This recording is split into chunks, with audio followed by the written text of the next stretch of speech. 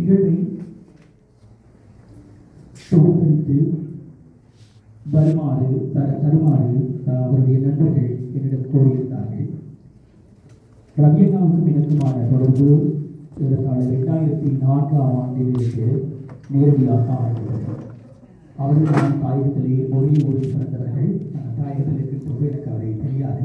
கனடாவுக்கு வந்த பின்னர் என்னுடைய வானொலி காலத்திலே சில தடவைகள் அவர்களோடு தொலைபேசியிலே பேசியிருந்தார். அதன் பின்னர் அவர்களுடைய வைகரை பத்திரிகை நான் நினைக்கிறேன் 2005ஆம் ஆண்டு அக்டோபர் மாதம் வெளிவர ஆரம்பித்தது.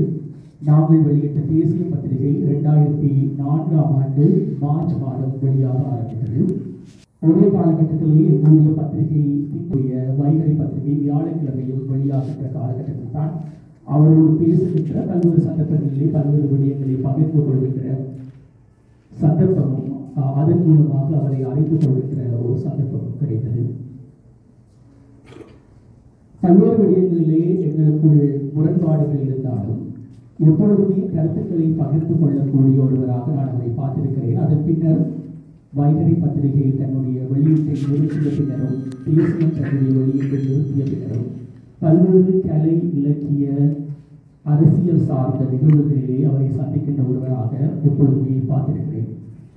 இறுதியாக தொடர்போடிலே இலங்கைத்தீவிலே நடைபெற்ற இறுதி ஜனாதிபதி தேர்தலிலே தமிழ் பொது வேட்பாளரை ஆதரிக்கின்ற ஒரு கூட்டம் ஒன்றிலே அவரோடு கண்டு அந்த ஜனாதிபதி தேர்தல் அரசியல் குறித்தும் நீண்ட நேரம் கருத்து பரிமாறி அந்த தேர்தலிலே அவருடைய நிலைப்பாடு குறித்தும் இலங்கை தீவினுடைய அன்றைய நிலை குறித்தும் அவர் பகிர்ந்து கொண்ட கருத்துக்களும் எப்பொழுதுமே நினைவில் இருக்கின்றன.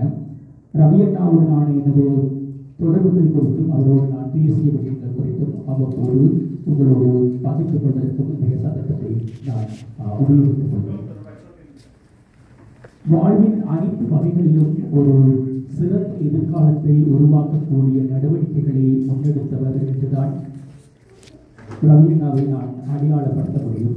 அது அவருடைய அரசியல் போராட்ட வாழ்வியல் சூழலியல் பத்திரிகைத்துறை ஊடகத்துறை எந்த பக்கத்தை எடுத்து பார்த்தாலும் இலங்கை தீவிலே இருக்கின்ற மக்களினுடைய எதிர்காலம் சூழலியல் குறித்த அவருடைய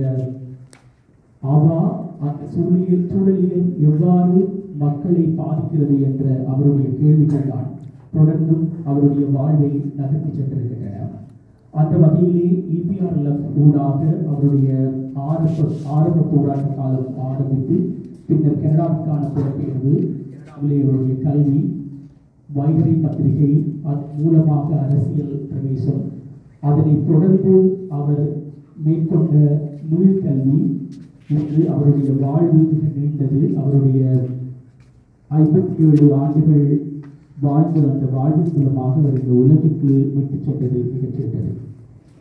25ஆம் ஆண்டின் ஆரம்பத்தில் இலங்கைக்கு விடுதலை செய்தது. தன்னுடைய கல்வியியல் மற்றும் தொழில் தொடர்பான ஒரு விஜயத்தின் போது அவர் மாரடைப்பினால் மரணமடைந்தார் என்ற செய்தி ஒரு வெள்ளிக்கிழமை மாலை எனக்கு தெரிய வந்தபோது மிகவும் அதிர்ச்சிகரமான ஒரு செய்தியாக உண்மையில் பலரை போல எனக்கும் இருந்தது. அந்த அவருடைய மரணம் குறித்தும் அவருடைய வாழ்வு குறித்தும் பேசுவதற்கான ஒரு சந்தர்ப்பமாக இன்றைய சந்தர்ப்பத்தை ஏற்படுத்தி கொண்ட வைகரை வாசல் குடும்பம் மற்றும் அவருடைய நண்பர்கள் அனைவருக்கும் நன்றி கூறிக்கொண்டு இன்று கருத்தாளர்கள் பலர் அவருடைய வாழ்வியலோடு அவரோடு பயணித்த பலர் கருத்துக்களை தெரிவிக்க இருக்கிறார்கள். அதே நேரத்தில் இணையம் மூலமாக ஜூம் மூலமாக கலந்து கொள்கின்ற பலரும் தங்களுடைய கருத்துக்களை பகிரப் போகிறார்கள். அஞ்சலி உரையாற்றுவதற்கு முதலாவதாக ரவி அவர்களோடு இணைந்து நீண்ட காலம் செயலாற்றிய சிவா முருகப்பிள்ளை அவர்களை ரவி அவர்கள் குறித்த தன்னுடைய பார்வை மற்றும் அவருடனான தன்னுடைய பழக்கங்கள் அவர் குறித்த தன்னுடைய